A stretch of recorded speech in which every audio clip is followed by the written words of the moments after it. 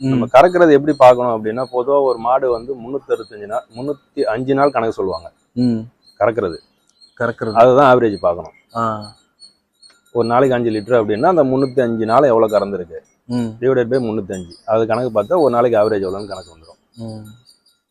கண்ணு போட்ட புதுசுல எல்லா மாடும் நிறைய தான் கறக்கும் எல்லாமே.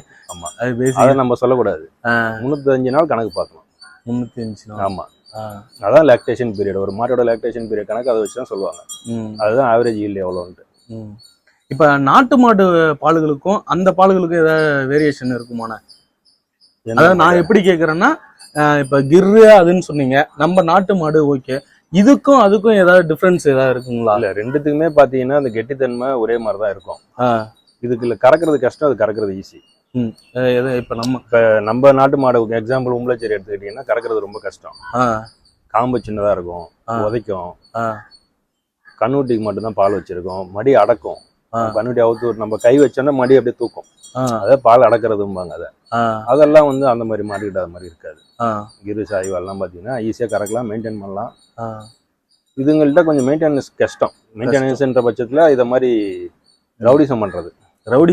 ஆமா, அதுங்களும் பண்ணோம். பட் ஆனா இத மாதிரி மூர்க்கமாலாம் அதுங்க இருக்காது. நம்மளதெல்லாம் கடிக்கவும் உதைக்கவும் எல்லாம் செய்யும். அதுங்க அப்படி இருக்காது.